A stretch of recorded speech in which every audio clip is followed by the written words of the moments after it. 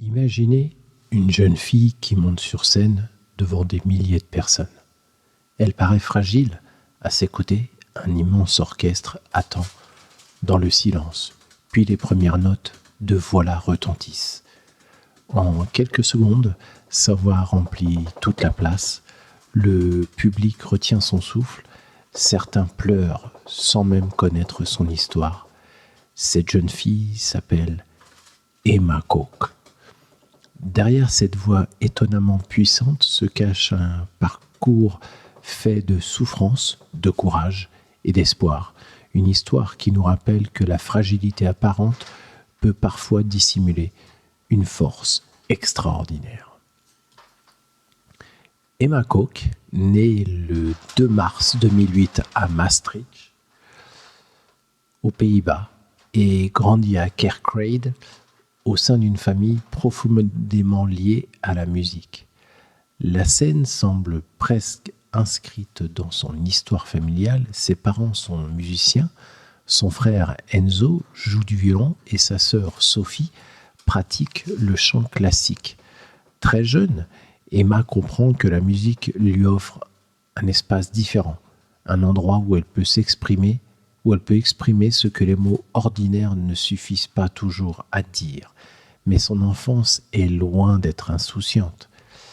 Emma souffre de gastroparésie, une maladie rare qui perturbe gravement le fonctionnement de l'estomac.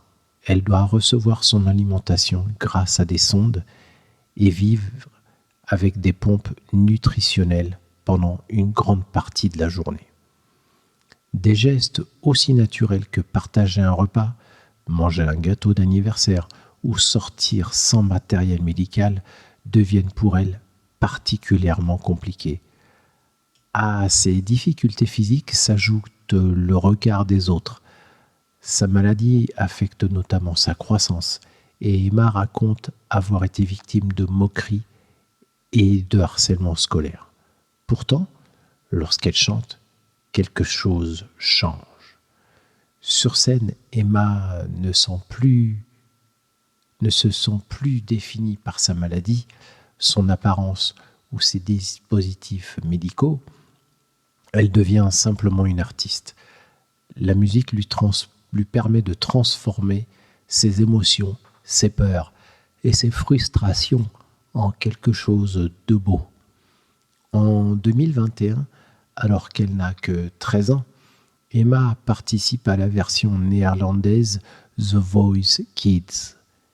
Derrière son apparence réservée se révèle une voix particulièrement expressive.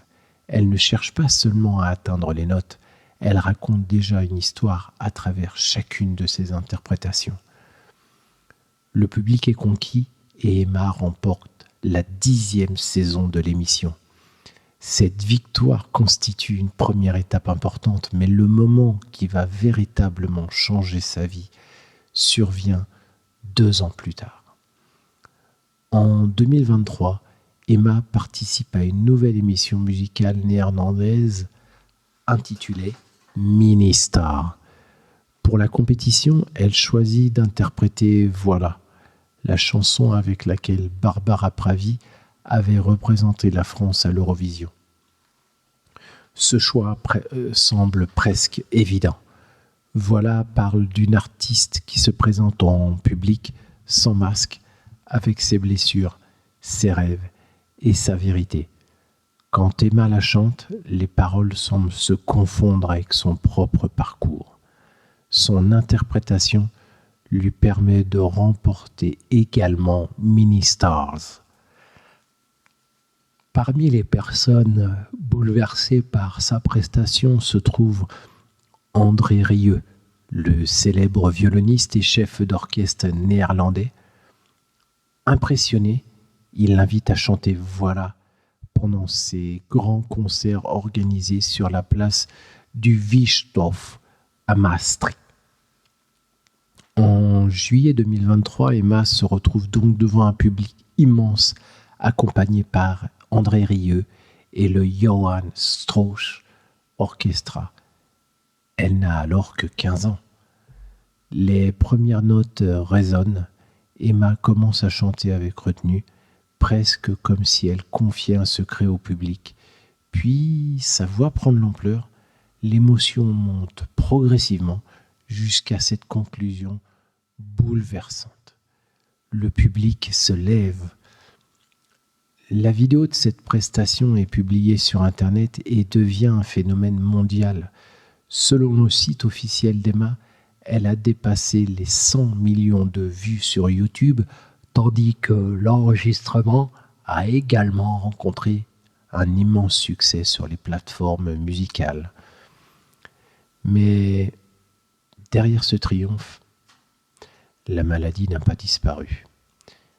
Emma doit continuer à organiser son quotidien, ses déplacements et ses prestations autour de ses soins. Son courage ne consiste donc pas à faire comme si elle ne souffrait jamais. Il consiste à poursuivre son rêve malgré les contraintes que la maladie lui impose. André Rieu décide ensuite de l'inviter sur ses tournées internationales de 2024 et 2025. Emma découvre de nouvelles scènes, de nouveaux pays et des publics qui bien souvent connaissent déjà son interprétation de Voilà. Elle chante également aux côtés d'Hélène Fischer et enregistre avec André Rieu une nouvelle chanson intitulée Dancing on the Stars. Mais Emma ne souhaite pas seulement utiliser sa notoriété pour construire sa carrière. En 2023, elle crée Gastro Stars, une fondation destinée aux personnes souffrant de gastroparésie et d'autres troubles graves du fonctionnement digestif. Son objectif est de sensibiliser le public, de réunir les patients et de soutenir la recherche d'un traitement. Emma transforme ainsi son combat personnel en une cause collective. En 2025, elle franchit une nouvelle étape en donnant ses propres concerts au prestigieux Concertgebouw d'Amsterdam. Les 2 représentations affichent rapidement complet. Elle publie également un livre intitulé Emma Never Lose Hope, que l'on peut traduire par Emma ne perd jamais espoir. Aujourd'hui, Emma ne veut pas être uniquement représentée. Aujourd'hui, Emma ne veut plus être uniquement présentée comme la jeune fille découverte grâce à Voilà. Elle construit progressivement sa propre identité artistique avec ses chansons, ses concerts et ses projets. Son histoire ne doit pas être résumée à sa maladie. Elle raconte plutôt le parcours d'une jeune femme qui a refusé de laisser cette maladie décider de la place qu'elle pouvait occuper dans le monde. Lorsqu'Emma chante, elle ne nous demande pas d'avoir pitié d'elle, elle nous demande simplement de l'écouter. Et peut-être est-ce pour cela que son interprétation de Voilà touche autant de personnes. Derrière chaque parole, on entend une jeune artiste qui semble dire « Voilà qui je suis, voilà mes blessures, voilà mes rêves, et malgré tout, je suis encore debout. » Personnellement, ce qui me touche chez Emma Cook ne se limite pas à la beauté de sa voix, c'est sa capacité à transformer une réalité extrême, moment difficile, en émotion, puis cette émotion en espoir pour les autres. Et vous, à quel moment avez-vous découvert Emma ? Est-ce avec Voilà, The Voice Kids ou une autre chanson ? Dites-le moi en commentaire. Si vous souhaitez découvrir d'autres histoires cachées derrière les grandes voix, abonnez-vous parce que derrière chaque artiste se trouve un parcours qui mérite d'être raconté.